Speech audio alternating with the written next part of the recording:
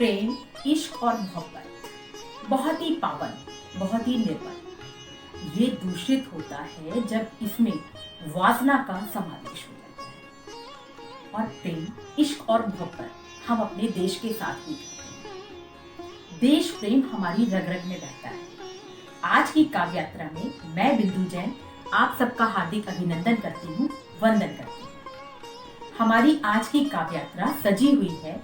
मंजू गर्ग जी केकड़ी से हैं हमारे साथ, विजेंद्र सोनी जी भरतपुर से हैं हमारे साथ। तो आइए प्रेम, इश्क और मोहब्बत देश की तरफ और उसके लिए जिसके नाम से हमारा दिल धड़कता है, रचनाएं सुनेंगे हम और आप। चलते हैं आज की काव्य यात्रा। आज की काव्य यात्रा का संयोजन किया है ओज के वरिष्ठ हस्ताक्षर श्री संजय शुक्ला जी। सुहानी शाम जब ढलती तुम्हारी याद आती है, सुहानी शाम जब ढलती तुम्हारी याद आती है, खिली जब चांदनी नभ में तुम्हारी याद आती है। कुछ ऐसा ही होता है, हमें हर वक्त, हर पल, हर पहर उसकी याद आती है जिसके नाम से हमारा ये दिल धड़कता है। आइए चलते हैं मंजू गर्ग जी की तरफ और सुनते हैं प्रेम में डूबी हुई उनकी कविता। मंजू गर्ग। काव्य पाठ के साथ साथ आपकी रुचि लेखन, एंकरिंग और गायन में भी है। साथ ही आप एक समाज सेविका के रूप में भी सक्रिय हैं। आकाशवाणी और दूरदर्शन के विभिन्न केंद्रों से आपके काव्य पाठ होते रहते हैं। आप विभिन्न न्यूज़ चैनल्स द्वारा आयोजित काव्य मंचों पर भी काव्य पाठ करती हैं। विभिन्न संस्थाओं द्वारा आपको सम्मानित किया जाता है। यूट्यूब चैनल सतरंगी रे की टीम आपके उज्जवल भविष्य की शुभकामनाएं प्रेषित करती है। जोरदार तालियां मंजू गर्ग जी के लिए। नमस्कार, मैं कवित्री मंजू गर्ग, राजस्थान अजमेर से। आज की काव्य यात्रा की संचालिका श्रीमती बिंदु जी जैन और संयोजक संजय जी शुक्ला के निमंत्रण पर मैं गीत गजलों के साथ उपस्थित हूँ।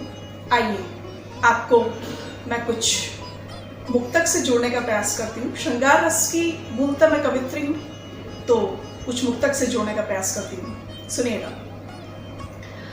प्रेम कितना पावन होता है और उसकी पावनता की क्या पराकाष्ठा होती है और क्या परिकल्पना हो सकती है। सुनिएगा, मैं पंक्तियां निवेदित करती हूँ। किसी मंदिर की लगते हो मुझे पावन बनावट सी, किसी मंदिर की लगते हो मुझे पावन बनावट सी,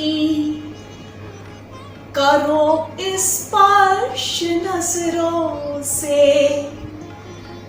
उठे ये सनसनाहट सी, करो स्पर्श नजरों से उठे ये सनसनाहट सी, ऋचाए भाग्य की बनकर प्रणय उत्कर्ष जब देते, ऋचाए भाग्य की बनकर प्रणय उत्कर्ष जब देते, लगे हर अंग रंगोली दिवाली की सजावट सी, लगे हर अंग रंगोली दिवाली की सजावट सी। और जब चांदनी रात में जब कभी हम आसमान को निहारते हैं तो प्रतीत होता है मानो चांदनी में निशा है नहाई हुई, चांदनी में निशा है नहाई हुई, देख कर चांद को है लजाई हुई, देख कर चांद को है लजाई हुई, अपने आंचल में तारे समेटे हुए, अपने आंचल में तारे समेटे हुए, मानो लगता है उस की सगाई हुई, मानो लगता है उस की सगाई हुई। और चांदनी रात में ही नायिका क्या कहती है, सुनिएगा। चांद पूनम के जैसे सजूं रात में, चांद पूनम के जैसे सजूं रात में, देख कर तुम कमल से खिलो प्रात में, देख कर तुम कमल से खिलो प्रात में, मेरे जलबिंब को यूं निहारो न तुम, मेरे जलबिंब को यूं निहारो न तुम, बहन जाए कहीं दोनों जज्बात में, बहन जाए कहीं दोनों जज्बात में। और जब प्रेम में मन होता है तब मन क्या कहता है, सुहानी शाम जब ढलती तुम्हारी याद आती है, सुहानी शाम जब ढलती तुम्हारी याद आती है, खिली जब चांदनी नभ में तुम्हारी याद आती है, निगाहों में ख्यालों में हृदय की धड़कनों में तुम, निगाहों में ख्यालों में हृदय की धड़कनों में तुम, कलम श्रृंगार जब लिखती तुम्हारी याद आती है, कलम श्रृंगार जब लिखती तुम्हारी याद आती है। नमस्कार। समझौते के अर्थों को यदि दुर्योधन को समझा पाते, समझौते के अर्थों को हम दुर्योधन को समझा पाते, राजनीति के तर्कों से हम रावण को बहला पाते, तो रावण पिंडी शीश झुकाती शिमला के समझौते को। चीन, पाकिस्तान ये हमारे पड़ोसी मुल्क हैं, लेकिन ये हमारे सबसे बड़े दुश्मन हैं।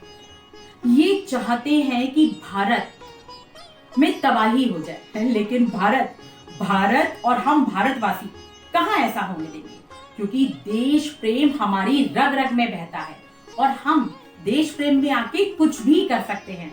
आइए चलते हैं विजेंद्र सोनी जी की तरफ। विजेंद्र सोनी राष्ट्रीय मंचों से ओज और देश प्रेम की ज्वाला को जगाते हैं, देश के प्रति भक्ति का आवाहन करते हैं। आकाशवाणी, दूरदर्शन के विभिन्न केंद्रों से आपके काव्य पाठ होते रहते हैं। आप विभिन्न न्यूज़ चैनल्स द्वारा आयोजित काव्य मंचों पर भी अपनी ओजस्वी वाणी से काव्य पाठ करते हैं। विभिन्न संस्थाओं द्वारा आपको सम्मानित किया जाता है। YouTube चैनल सतरंगी रे की टीम आपके उज्जवल भविष्य के लिए शुभकामनाएं प्रेषित करती है। जोरदार तालियां विजेंद्र सोनी जी के लिए। प्रणाम मित्रों, मैं विजेंद्र सोनी एक बार फिर आपके बीच में एक नई विषय, एक नई रचना के साथ एक मुक्तक से आपके बीच में बात प्रारंभ करता हूं। और जिस विषय को लेकर के मैं आज आपके बीच में हाजिर हुआ हूं, इस मुक्तक के माध्यम से आपको समझ में आएगा। मन मर्जी से इतिहासों को लिखने वाले लोग यहाँ, देखे सत्ता पर मौन साध कर टिकने वाले लोग यहाँ, ये पहली बार सुनी है हमने सिंह गर्जना सरहद पर, वरना मेजों पर देखे अक्सर बिकने वाले लोग यहाँ, वरना मेजों पर देखे अक्सर बिकने वाले लोग यहाँ। हाँ मित्रों, मैं समस्या जहां से आज प्रारंभ है, चीन अपनी आंखें हमारे लिए दिखा रहा है। आजादी से लेकर के आज तक हम अपने पड़ोसियों से विशेष परेशान रहे हैं, चाहे उसमें पाकिस्तान हो, चाहे चीन हो, चाहे अब छोटा सा देश नेपाल हो। लेकिन हम दुश्मन से जब लड़ते हैं तब हमारे देश का विपक्ष शायद अपना रास्ता भटक जाता है। जहां उसको सरकार का साथ देना चाहिए था, वो लगता है कि दुश्मन के साथ खड़ा है। तब मैं अपनी बात कहने की कोशिश करता हूं कि कौन है तोला, कौन है मासा, दुनिया देखेगी। कौन है तोला, कौन है मासा, दुनिया देखेगी। ओ चीन, तुम्हारी घोर निराशा दुनिया देखेगी। तूने अब तक रंगत देखी इन सजे गुलामों की, तूने अब तक रंगत देखी उन सजे गुलामों की। अब ब्रह्मोस का खुला तमाशा दुनिया देखेगी, अब ब्रह्मोस का खुला तमाशा दुनिया देखेगी। हाँ मित्रों, हमारे देश के यशस्वी प्रधानमंत्री जब लद्दाख की चोटियों से दुश्मन चीन को सीधे सीधे ललकारते हैं, लेकिन उस ललकार में जब हमारे देश की विपक्ष की जो भूमिका है उसमें रुकावट पैदा करती है, तो एक देशवासी होने के नाते कुछ सवाल हमारे भी हो जाते हैं कि हम उस विपक्ष से पूछें कि वो अपना चिंतन करे बैठ करके कि भूल कहां हुई है। आजादी से लेकर आज तक जितनी भी समस्याओं का समाधान वो कर सकते थे, नहीं किया, लटकाए रखा। चाहे वो धारा 370 हो, 70 सालों से कश्मीर में लाखों लोगों का बलिदान हो गया, हमारे लाखों सैनिकों के सब हमने गिने हैं। 500 सालों से श्री राम मंदिर निर्माण को लटकाए रखा गया। ऐसी तमाम समस्याएं थी जिनका समाधान अगर चाहते तो जब सत्ता में थे कर सकते थे, लेकिन आज उन समस्याओं का समाधान हो रहा है। तब इनको बजाय सरकार को शाबाशी देने के, छीटाकशी करने का जो ये अपराध इन्होंने किया है, तो 4 पंक्तियां हिंदुस्तानी होने के नाते मैं भी इनसे पूछना चाहता हूं कि जब लाशों की बढ़ती संख्या का था जिक्र सभी अखबारों में, जब लाशों की बढ़ती संख्या का था जिक्र सभी अखबारों में और बातचीत से हल निकलेगा चर्चा थी दरबारों में, कौन झुका था, कौन हटा था, कौन झुका था, कौन हटा था इस पर्दा मक्कारों में। अरे अपने रिश्ते ढूंढ रहे थे हम जालिम गद्दारों में। समझौते के अर्थ यदि हम दुर्योधन को समझा पाते, राजनीति के तर्कों से रावण को बहला पाते, तो रावलपिंडी शीश झुकाती शिमला के समझौते को, तो रावलपिंडी शीश झुकाती शिमला के समझौते को। किसकी हिम्मत आंख दिखाए देवधरा में सोते को। हम भी अपने बाहुबल के और विजय के गीत सुनाते, भारत माँ की जय जय गाते, यहाँ मुखर्जी जीत के आते। दिवाली की झिलमिल होती, फागुन रंग बिरंगा होता और घाटी में भी जश्न मनाता, घर घर यार तिरंगा होता। घाटी में भी जश्न मनाता, घर घर यार तिरंगा होता। जब ऐसी स्थितियां हो इस देश के अंदर, इतनी तमाम समस्याएं, इतनी जटिलताएं, और उन जटिलताओं का जब समाधान, उनका हल जब निकलता है, तो हमें खुश होना चाहिए, ना कि हमें सरकार के सामने एक दुश्मन की इसी तरह खड़े हो जाना चाहिए। इससे आपकी छवि कलंकित होती है, विपक्ष की भूमिकाएं संदिग्ध होती हैं। मैं उम्मीद करता हूं कि आगे से विपक्ष अपनी भूमिकाएं स्पष्ट करे, तय करे, और जनता के बीच में जाकर के अगर उसे अपना विश्वास हासिल करना है तो एक रास्ता तय करे। उम्मीद है मेरी बात को समझने का प्रयास करेंगे। बहुत बहुत धन्यवाद। कल फिर आपसे मुलाकात करेंगे एक नए विषय के साथ, एक नई रचना के साथ। धन्यवाद। प्रेम, मोहब्बत और इश्क की ये बातें, ये कविताएं, ये गीत, ये गजल आपको कैसे लगे हमारी काव्य यात्रा में? हमें जरूर बताइएगा। और अगर आप भी कविता लिखते हैं तो दिए हुए नंबर पर अपना वीडियो भेजिए, हम आपको काव्य यात्रा का सहयात्री जरूर बनाएंगे। और हाँ, अगर आपने हमारा YouTube चैनल सतरंगी रे अभी तक सब्सक्राइब नहीं किया है तो अभी उसे सब्सक्राइब कर लीजिए, ताकि इतनी अच्छी कविताएं, इतने अच्छे कवि आप तक पहुंचते रहें। मैं बिंदु जैन मिलूंगी आपको काव्य यात्रा के अगले सोपान पर। तब तक अपना ध्यान रखिए, अपनों का ध्यान रखिए।